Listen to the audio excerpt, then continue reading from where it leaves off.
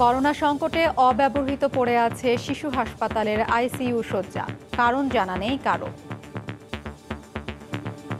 করোনার সময় যদি আমরা এটাকে শুরু করতে পারতাম তাহলে কিন্তু এটা কাজে লাগতো। একটা প্রজেক্ট সমাজ কল্যাণের সঙ্গে যৌথভাবে শিশু হাসপাতাল ও সমাজ কল্যাণ মন্ত্রণালয়ে কাজটা করতেছে। আচ্ছা ঠিক আছে, এটা আমরা কথা বলবো কালকে। চট্টগ্রামে কোভিড চিকিৎসায় বেসরকারি হাসপাতালে চরম অব্যবস্থাপনা। এখনো পর্যন্ত আইসিইউ ফুল সেটআপে শুরু করার মতন জনবল, অর্থবল এখানে নেই। আমরা সবচেয়ে বেশি যে সংকটের সম্মুখীন হচ্ছি তার মধ্যে হলো চতুর্থ শ্রেণীর স্টাফ পাওয়া যাচ্ছে না। হাজার ছাড়ালো দেশে করোনায় মৃতের সংখ্যা, মারা গেলেন আরও ৩৭ জন। একদিনে সর্বোচ্চ নমুনা পরীক্ষায় শনাক্তও সর্বোচ্চ। গত ২৪ ঘন্টায় নমুনা সংগৃহীত হয়েছে ১৬,৯৯৪টি এবং পরীক্ষা হয়েছে ১৫,৯৬৫টি। যা পরীক্ষা হয়েছে তাতে শনাক্ত হয়েছে ৩,১৯০টি। দেখছিলেন প্রধান শিরোনাম। সন্ধ্যার সময় সঙ্গে আছি আমি হাফসাতুন্নেসা। এবার অন্যান্য শীর্ষ সংবাদ। করোনার ভয়ে অমানবিক হবেন না, বাজেট অধিবেশনে প্রধানমন্ত্রী। আগামী অর্থ বছরের সম্ভাব্য বাজেটের আকার ৫,৬৮,০০০ কোটি টাকা। জাতীয় হৃদরোগ ইনস্টিটিউটে সক্রিয় ওষুধ চোর চক্র, অস্ত্রোপচারের জন্য জরুরি ওষুধ সরানোর সময় হাতে নাতে আটক স্টোর ইনচার্জ সহ ২ জন। পদ্মা সেতুতে বসল ৩১তম স্প্যান, জাজিরা থেকে মাঝ নদীতে টানা ২৯টি স্প্যানে দৃশ্যমান ৪.৫ কিলোমিটারের বেশি। এবং রংপুর অঞ্চলে ১ দশকের মধ্যে ধানের দামের রেকর্ড, সংকটের মধ্যেও লাভের মুখ দেখায় খুশি কৃষক। সরকারের পদক্ষেপের প্রভাব বলছে কৃষি বিভাগ।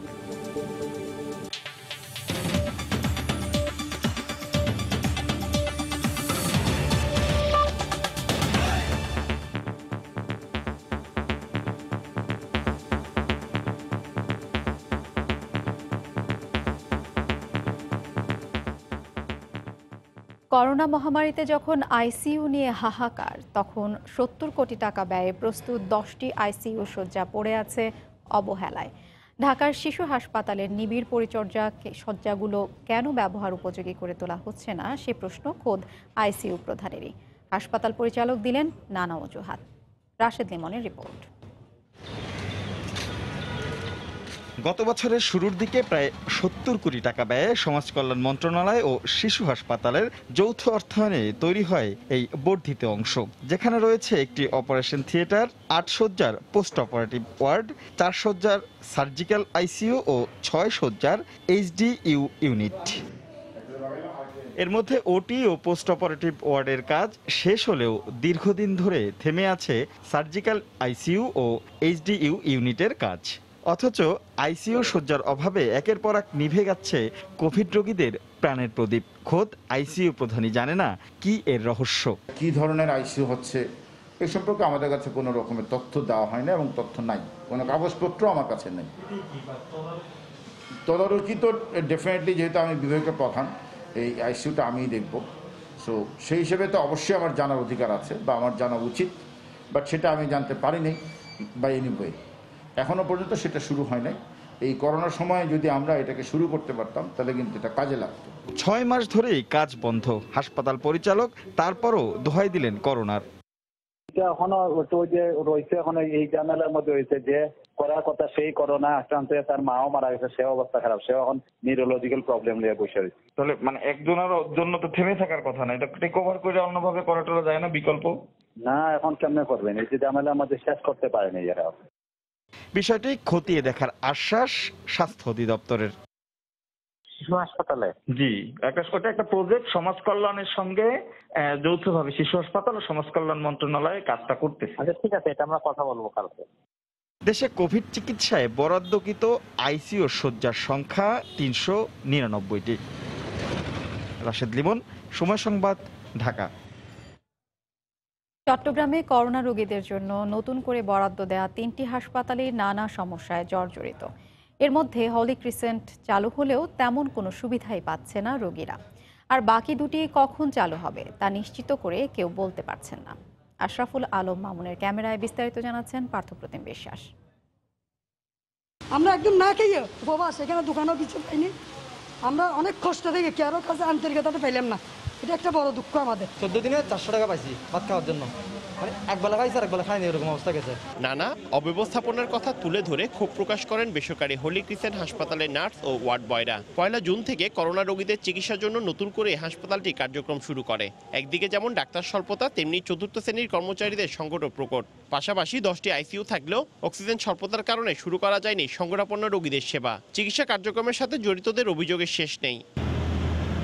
এছাড়া আইসিইউ সমৃদ্ধ বেসরকারি ইম্পেরিয়াল হাসপাতাল এবং ইউএসটিসির বঙ্গবন্ধু মেমোরিয়াল হাসপাতালকে সরকার কোভিড হাসপাতাল হিসেবে ঘোষণা করলেও এখনও সেবা কার্যক্রম শুরু করতে পারেনি হাসপাতাল দুটি। আমরা আস্তে আস্তে পর্যায়ক্রমে সিলিন্ডারগুলো বাড়াইছি। আমাদের যে ম্যান পাওয়ারগুলো বিভিন্ন উপজেলা থেকে দেওয়া হয়েছে, বিভিন্ন জায়গা থেকে। পাশাপাশি হঠাৎ করে একটা নতুন জায়গায় তাদেরকে সেট আপ করতে আমাদের একটু সময় লেগেছে। প্রতিনিয়ত এখানে রোগী পাচ্ছি, কিন্তু আমরা রোগীদেরকে নিরাশ করে আমাদের ফিরাই দিতে হচ্ছে। কারণ আমাদের এখানে আইসিইউ আছে, কিন্তু এখনো পর্যন্ত আইসিইউ ফুল সেটআপে শুরু করার মতন জনবল, অর্থবল এখানে নেই। বিশেষজ্ঞ ডাক্তার ও জনবল সংকটের কারণে এই পরিস্থিতির সৃষ্টি হয়েছে বলে মনে করেন বিএমএ সভাপতি। আমরা সবচেয়ে বেশি যে সংকটের সম্মুখীন হচ্ছে তার মধ্যে হলো চতুর্থ শ্রেণীর স্টাফ পাওয়া যাচ্ছে না। তবে স্বাস্থ্য সেবায় ৮০% কাজ সম্পন্ন হবার দাবি সিভিল সার্জনের। চট্টগ্রামের স্বাস্থ্য সেবার জন্য মানুষকে যে প্রতিশ্রুতি দিয়েছিলাম সেগুলো প্রতিপালনে আমরা প্রতিশ্রুতিবদ্ধ এবং অলরেডি আমাদের প্রায় ৮০% কাজ সম্পন্ন হয়েছে। চট্টগ্রামে করোনায় আক্রান্ত হয়ে এখন পর্যন্ত ১০০ জনের মৃত্যু হয়েছে। পার্থপ্রতিম বিশ্বাস, সময় সংবাদ, চট্টগ্রাম। কারখানা পর্যায় থেকে চাহিদা অনুযায়ী সরবরাহ করা সত্ত্বেও শুধুমাত্র ডিলারের মজুদ এবং কৃত্রিম সংকটের কারণেই অক্সিজেন সিলিন্ডারের দাম কয়েক গুণ বেড়েছে। চট্টগ্রামে সরবরাহকারী প্রতিষ্ঠান তদারকিতে এসে এসব তথ্য পেয়েছে নির্বাহী ম্যাজিস্ট্রেট। শাখাওয়াতিপুর ক্যামেরায় বিস্তারিত জানাচ্ছেন কমল দে। করোনা রোগীর সংখ্যা বাড়তে থাকায় বেড়েছে অক্সিজেন সিলিন্ডারের চাহিদা। এই সুযোগকে কাজে লাগিয়ে ফায়দা লুটছে সিন্ডিকেট চক্র। ১২ থেকে ১৬,০০০ টাকার অক্সিজেন সিলিন্ডারের দাম রাখা হচ্ছে ৩০,০০০ টাকার বেশি। এই অবস্থায় বুধবার সকালে অক্সিজেন সিলিন্ডার সরবরাহকারী প্রতিষ্ঠান তদারকিতে আসেন নির্বাহী ম্যাজিস্ট্রেট। এতে বের হয়ে আসে অক্সিজেন সিন্ডিকেটের চাঞ্চল্যকর তথ্য। বাইরের যে প্রতিষ্ঠানগুলো আছে, বেসরকারি প্রতিষ্ঠান যারা ইন্ডাস্ট্রিয়াল অক্সিজেন প্রস্তুত করে, সেটা কোয়ালিটি বা কমপ্লায়েন্স মেনটেন না করে সেগুলো রিফিল করছে এবং সেগুলো চড়া দামে ক্রেতাদের কাছে বিক্রি করছে। প্রতিদিনই চাহিদা অনুযায়ী ৩৫০ ছোট এবং ৩০০ বড় সাইজের অক্সিজেন ভর্তি সিলিন্ডার সরবরাহ করা হচ্ছে। প্রেসক্রিপশন অনুযায়ী দেওয়া হয় এসব অক্সিজেন। অক্সিজেন সিলিন্ডার সরবরাহকারী প্রতিষ্ঠানের দাবি, বর্তমানে অক্সিজেনের কোনো সংকট নেই, শুধুমাত্র একটি অংশ অপ্রয়োজনীয়ভাবে বাসায় মজুত করেছে অক্সিজেন সিলিন্ডার, আরেকটি অংশ কৃত্রিম সংকট সৃষ্টি করে বাজারে তার দাম বাড়িয়েছে। সরবরাহকারীর পক্ষ থেকে কোনো দাম বাড়ানো হয়নি বলে দাবি করা হয়েছে। তবে মাঠের চিত্র পুরো ভিন্ন। অনেকগুলো পাওয়া যাচ্ছে না অক্সিজেন সিলিন্ডার। সাপ্লাই দিতে পারছে না বিধায় ওনারা গ্যাসটা রিফিল করে আমরা নিয়ে যেতে পারছি না, যার জন্য আমাদের খুব কষ্ট হয়ে যাচ্ছে এখন। চট্টগ্রামে বর্তমানে ৩,০০০-এর বেশি করোনা রোগীর পাশাপাশি আরও কয়েক হাজার শ্বাসকষ্টের রোগী রয়েছেন যাদের অক্সিজেনের প্রয়োজন। কমল দে, সময় সংবাদ, চট্টগ্রাম। দেশে করোনায় মৃতের সংখ্যা ১,০০০ ছাড়িয়েছে। গেল ২৪ ঘন্টায় মারা গেলেন আরও ৩৭ জন। একদিনে সর্বোচ্চ নমুনা পরীক্ষায় রেকর্ড ৩,১৯০ জন শনাক্ত হয়েছেন। দুপুরে স্বাস্থ্য অধিদপ্তরের নিয়মিত বুলেটিনে এ তথ্য জানানো হয়। এ সময় মাস্ক ব্যবহার এবং হাত ধোয়ার উপর আবারও গুরুত্ব দেওয়া হয়। দেশে করোনা হানা দেওয়ার ৩ মাস পেরিয়ে চতুর্থ মাসে এসে ১,০০০ ছাড়ালো মৃতের সংখ্যা। আগের দিনের সংখ্যার রেকর্ড ভাঙছে, শনাক্ত আর মৃতের পাল্লা ভারী হচ্ছে প্রতিদিন। বুধবার নিয়মিত কার্যক্রমের অংশ হিসেবে বুলেটিন প্রচার করে স্বাস্থ্য অধিদপ্তর। ১৫,৯৬৫ জনের নমুনা পরীক্ষায় কোভিড-১৯-এর অস্তিত্ব পাওয়া যায় ৩,১৯০ জনের দেহে। এদিন মারা যাওয়া ৩৭ জন সহ মোট মৃত্যু ১,০১২ জন গিয়ে দাঁড়ায়। গত ২৪ ঘন্টায় মৃত্যুবরণ করেছেন ৩৭ জন। এ পর্যন্ত ১,০১২ জন। শনাক্ত বিবেচনায় মৃত্যুর হার ১.৩৫%। ঢাকা বিভাগের ২৫ জন, চট্টগ্রাম বিভাগে ৭ জন, রাজশাহী বিভাগে ১ জন, সিলেট বিভাগে ১ জন, বরিশাল বিভাগে ২ জন, ময়মনসিংহ বিভাগে ১ জন মৃত্যুবরণ করেছেন। ঘরের বাইরে বের হলে অবশ্যই মাস্ক পরার উপর গুরুত্ব দিল স্বাস্থ্য অধিদপ্তর। অবশ্যই বাইরে আসলে মাস্ক ব্যবহার করতে হবে এবং বারবার সাবান পানি দিয়ে হাত ধোয়া, সামাজিক দূরত্ব বজায় রাখা, এই সবগুলি হলো নিজেকে সুরক্ষিত রাখার জন্য প্রধান অবলম্বন। গত 24 ঘন্টায় এ ভাইরাস থেকে সুস্থ হয়েছেন 563 জন সহ এ পর্যন্ত মোট 15,819 জন। সুরক্ষিত রাখবেন। তোহা খান তামিম, সময় সংবাদ, ঢাকা। করোনা পরিস্থিতি নিয়ে স্বাস্থ্য অধিদপ্তরের আজকের বুলেটিনের বিশ্লেষণ করেছেন রিপোর্টার আফজাল হোসেন। 95তম দিনে এসে আমরা দেখছি যে দেশে করোনায় মৃতের সংখ্যা 1000 ছাড়িয়েছে এবং আক্রান্তের সংখ্যা প্রায় কিন্তু 75,000। আমরা যদি শুরুতেই আজকের দিনের বাংলাদেশের করোনার সার্বিক চিত্র যদি দেখি তাহলে দেখতে পাবো যে আজকে মোট নমুনা পরীক্ষা করা হয়েছে 15,965টি। 3,190 জনের দেহে করোনা ভাইরাস শনাক্ত হয়েছে। সবশেষ 24 ঘন্টায় মারা গেছেন 37 জন। এ নিয়ে মোট মৃতের সংখ্যা দাঁড়িয়েছে 1012 জনে। সবশেষ 24 ঘন্টায় সুস্থতার খবর যেটি আমরা দেখছি যে 563 জন সুস্থ হয়েছেন। এ নিয়ে মোট সুস্থ হলেন 15,899 জন। 8ই মার্চ প্রথম করোনা রোগী শনাক্ত হয়েছিল। এরপরে 1 মাস পর্যন্ত অর্থাৎ 8 এপ্রিল পর্যন্ত সংক্রমণের হারটি একেবারেই স্বাভাবিক ছিল। 8 এপ্রিলের পরই কিন্তু আমরা দেখছি যে লাফিয়ে সংক্রমণের হার বেড়েছে, এখনও যেটি বাড়ছে এবং 10 জুনে এসে যেটি দেখছি যে আমরা সর্বমোট করোনা আক্রান্ত রোগীর সংখ্যা দাঁড়িয়েছে 74,865 জনে। 4 জুন থেকে 10 জুন পর্যন্ত সংক্রমণের হারটি কিন্তু 20 থেকে 21-এর মধ্যেই সংক্রমণের হার ছিল। 10 জুন আগের রেকর্ড ছাড়িয়ে গিয়ে আমরা দেখছি যে আজকে রোগী শনাক্ত হয়েছিলেন 3,190 জন। শনাক্ত বিবেচনায় মৃত্যুর হার দেখি তাহলে দেখতে পাবো যে নারী শনাক্ত বিবেচনায় মৃত্যুর হার 23% এবং পুরুষ মৃত্যুর হার কিন্তু 77%। এর মধ্যে সবচেয়ে বেশি মারা গেছেন হচ্ছে 51 থেকে 60 বছর বয়সী ব্যক্তি, তারা হচ্ছেন 29.62%। স্বাস্থ্য অধিদপ্তর বারবারই বলছেন যে নিজে সচেতন হতে হবে, নিজে সচেতন থাকলে পরিবার পরিজনকে সচেতন করলেই কেবলমাত্র করোনার যে সংক্রমণ সেটি থেকে আমাদের মুক্তি মিলবে। কঠিন সংকটের মধ্যেই নতুন অর্থ বছরের বাজেট উপস্থাপন করতে যাচ্ছে সরকার। কেউ মনে করছেন এটি হওয়া দরকার টিকে থাকার বাজেট, আবার কারো মতে সংকট থেকে উদ্ধার নয়, বাজেটে মনোযোগ দিতে হবে উত্তরণের কৌশল নির্ধারণে। যদিও সরকারের বাজেট ভাবনায় প্রাধান্য পাচ্ছে বিনিয়োগ ও কর্মসংস্থান ইস্যুই। জুবার ফয়সালের রিপোর্ট। আয় নাই লকডাউনের পর কোনো আইটাই কিছু নাই। আজহার মিয়া 4 বছর ধরে তুরাগের বুকে চলমান বৈঠার উপর টিকে আছে তার 5 জনের সংসার। করোনাকালীন দীর্ঘ সময়ে আয় নেমেছে শূন্যে, জমানো পুঁজি শেষে এখন একেবারেই নিঃস্ব। করোনা ঝড়ে দেশ জুড়ে কর্মহীন বহু মানুষ, অর্থনীতির সূচকে ছন্দপতন। এর মধ্যেই নিয়ম করে উপস্থিত রাষ্ট্রীয় আয় ব্যয়ের বাৎসরিক খতিয়ান, বাজেট ঘোষণার ক্ষণ।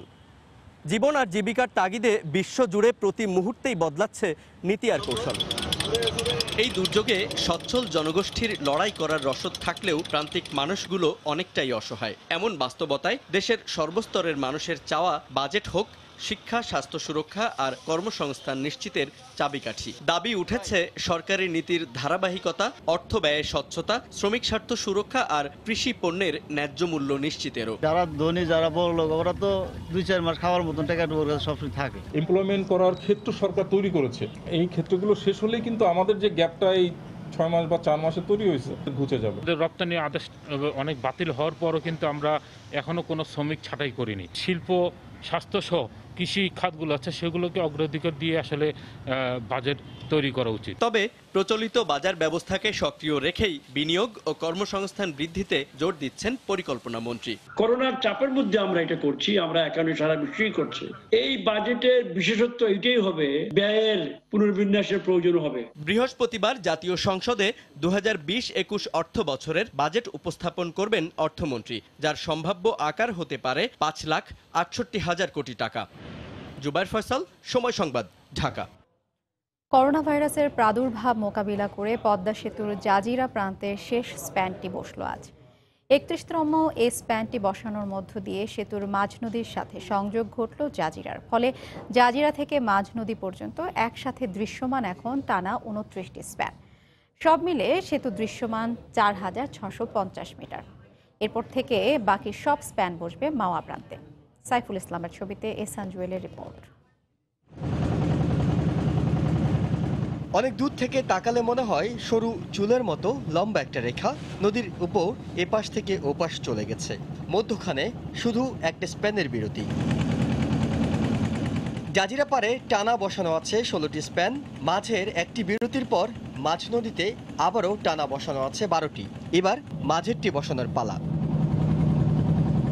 বুধবার সকাল 9টায় মাওয়ার ইয়ার্ড থেকে স্প্যান নিয়ে 3.5 কিলোমিটার দূরত্বে রওনা দেয় ক্রেন, কিন্তু বাধা হয়ে দাঁড়ায় নদীর তীব্র স্রোত। মূল নদীতে স্রোতের বাধা পেরোনোর পর আবারও ট্রেন আটকে যায় নদীর তলদেশে পলির কারণে। ঘণ্টা দেড়েকের চেষ্টায় আবারও শুরু হয় কাজ। দুপুর 1টা নাগাদ স্প্যান নিয়ে আসা যায় নির্ধারিত পিলারের কাছে। শুরু হয় বসানোর তৎপরতা।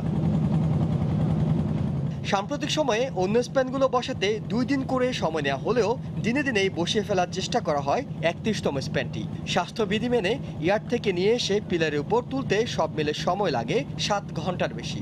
31তম স্প্যানটি স্থাপনের মধ্য দিয়ে সেতু 4650 মিটার দৃশ্যমান, আর বাকি থাকলো 10টি স্প্যান। এই স্প্যানটির ফলে এখন জাজিরা শেষ পিলারটি থেকে শুরু করে মাওয়ার দিকে টানা 29টি স্প্যান দৃশ্যমান করা হলো। মাওয়া প্রান্তে বসানো আছে মাত্র 2টি।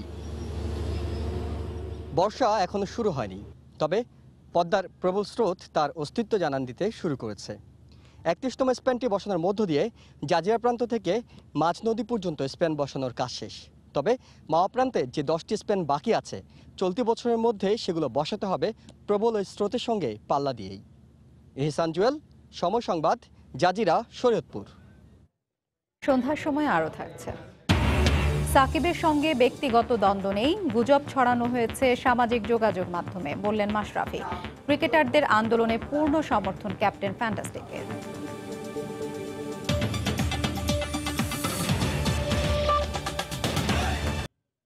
উত্তরের জনপদ রংপুর অঞ্চলের বাজারে 900 টাকা পর্যন্ত উঠেছে ধানের দাম, গত 10 বছরের মধ্যে যা সর্বোচ্চ। করোনার প্রভাবে খাদ্য সংকটের শঙ্কা আর সরকারের সময়োপযোগী পদক্ষেপে কৃষকেরা এই মহাসংকটেও লাভের মুখ দেখছে বলে মনে করছে কৃষি সম্প্রসারণ ও বিপণন অধিদপ্তর। তারিকুল ইসলামের ক্যামেরায় রংপুর থেকে রতন সরকারের রিপোর্ট। করোনা বিপন্ন পৃথিবী, তবে প্রকৃতি বিমুখ করেনি উত্তরের কৃষকদের। অন্যান্য বছর কষ্টের ধান বাজারে নিয়ে দাম শুনে হতোদ্যম হলেও এবারের চিত্র ভিন্ন। প্রকারভেদে 8 থেকে 900 টাকা ধানের এখন চলতি বাজার। চিকন ধানটা ওটা মনে করেন 900, আর মোটাটা 800। খোলা বাজারে যদি 1000 টাকার মতো ধান এসে যায়, সেক্ষেত্রে মানুষ তো এলএসডি গোডাউনে যাবে না। কৃষি বিপণন বিভাগ বলছে, সঠিক সময়ে সরকারের ধান চাল কেনার পদক্ষেপে এবার শুরু থেকেই ধানের ভালো দাম পাচ্ছে কৃষকেরা। 36 টাকা তো কম না, কিন্তু অনেক টাকা। তো 36 টাকা এদিকে 26 টাকা, দুইটাই কিন্তু ভালো দর, যার ফলে একটু ওটার একটা বিশাল প্রভাব আছে মার্কেটে। ব্যবসায়ীরা বলেন আর আমাদের জনগণই বলেন, সবাই আমরা মোটামুটি ধারণা করছি যে আমাদের খাবার আমাদেরকেই তৈরি করতে হবে, আমাদেরকেই পোষাতে হবে, এবং এই জন্য খাদ্যের যে দাম কমবে বলে সারা মনে হয় না, যার জন্যই আমার মনে হয় যে এবারে ভালো দামটা পাচ্ছে। রংপুর বিভাগের 8 জেলায় এবার 31 লাখ মেট্রিক টন চাল উৎপাদনের লক্ষ্য ছাড়িয়ে আরও 2 লাখ টন বাড়তি উৎপাদনের আশা করছে কৃষি বিভাগ। রতন সরকার, সময় সংবাদ, রংপুর। জাতীয় হৃদরোগ ইনস্টিটিউট থেকে ওষুধ চুরির সময় হাতে নাতে আটক করা হয়েছে প্রতিষ্ঠানটির একজন ফার্মাসিস্ট ও স্টোর ইনচার্জকে। বুধবার হৃদরোগ ইনস্টিটিউটে অভিযান পরিচালনা করে এনএসআই। আটককৃতদের প্রাথমিক জিজ্ঞাসাবাদ করে পুলিশের কাছে হস্তান্তর করা হয়েছে বলে জানায় এনএসআই কর্তৃপক্ষ। সরকারি ওষুধ চুরি করে তা বিক্রি করছে একটি চক্র, এমন গোপন সংবাদের ভিত্তিতে রাজধানীর জাতীয় হৃদরোগ ইনস্টিটিউটে অভিযান পরিচালনা করে জাতীয় নিরাপত্তা গোয়েন্দা সংস্থা।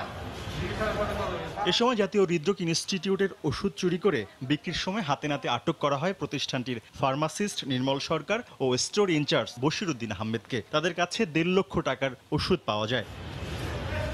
জাতীয় নিরাপত্তা গোয়েন্দা সংস্থার পক্ষ থেকে জানানো হয়, এই চক্রটি দীর্ঘদিন ধরে অবৈধভাবে সরকারি ওষুধ চুরি করছিল। আটককৃত 2 জনকে প্রাথমিক জিজ্ঞাসাবাদ করে পুলিশের কাছে হস্তান্তর করা হয়েছে। এছাড়াও রাজধানীর শেখ হাসিনা জাতীয় বার্ন অ্যান্ড প্লাস্টিক সার্জারি ইনস্টিটিউটের সরকারি ওষুধ চুরি করতে গিয়ে হাতে নাতে ধরা পড়েছে senior staff nurse Tapan Kumar. 9 June তাকে হাতে নাতে আটক করে জাতীয় নিরাপত্তা গোয়েন্দা সংস্থা। তরিকুল ইসলাম সৌরভ, সময় সংবাদ, ঢাকা। দেশের বাইরের খবর।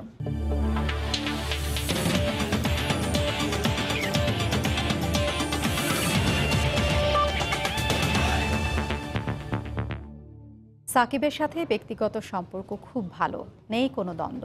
মূলত ফেসবুকে লাইক কমেন্ট পাওয়ার জন্যই সাকিব ও আমাকে ঘিরে বিভিন্ন গল্প সাজায় কিছু মানুষ, এমনটাই মন্তব্য করেছেন সাবেক অধিনায়ক মাশরাফি বিন মুর্তজা। ক্রিকেটারদের আন্দোলনকে পূর্ণ সমর্থন করেন, কিন্তু কেন ছিলেন না এমন প্রশ্ন কিছুটা এড়িয়ে গেছেন ম্যাশ। সাকিবের সাথে আমার কি সম্পর্ক এটা সাকিব খুব ভালো করে জানে। এখানে যারা খেলছে এখন কারো ক্যারিয়ারের শুরুর থেকে আমার সাথে এরকম রিলেশন ছিল না, কিন্তু একমাত্র সাকিব যার ক্যারিয়ারের শুরুর থেকেই আমার সাথে রিলেশন। সো এইগুলো স্রেফ তৈরি করা ছাড়া আর কিছুই না। আর এটা আমি নিশ্চিত আমারও কিছু যা আসে না, সাকিবেরও কিছু যা আসে না। এগুলো হয়তো বা তারা একটু ওই যে কমেন্ট লাইক এইসবের উপরই তো বেস করে এখন আমরা চলি, ওইগুলো একটু বাড়ে, এগুলো একটু মানুষ দেখে দেখাইতে পারে, এই ছাড়া আর কিছুই। তখন খেলোয়াড়দের পক্ষেই তো আমি ওই রাত্রেই আমি আমার পেজে আমি জানিয়েছি যে আমি প্লেয়াররা যে দাবি করেছে তাদের সাথে একমত। সো আমি দ্বিমত পোষণ এখন করবো না, এর ডিটেলস নিয়ে আমি আর যাবো না, যেহেতু পক্ষে ছিলাম পক্ষেই আছে। এ পর্যায়ে শীর্ষ সংবাদ জানিয়ে দিচ্ছি আরেকবার।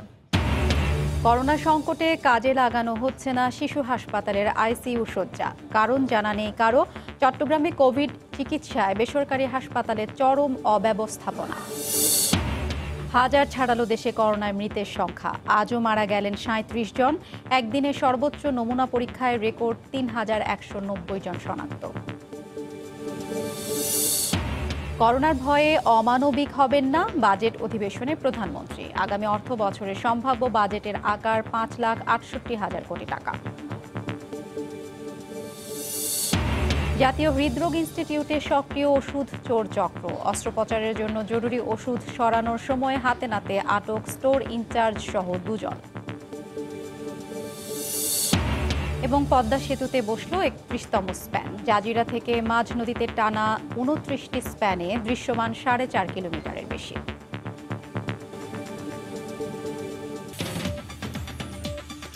এই ছিল সন্ধ্যার সময়। আপনার মোবাইলে সময় সংবাদ দেখতেও সব খবর পেতে ডাউনলোড করুন সময় অ্যাপ। সঙ্গে থাকুন সময়।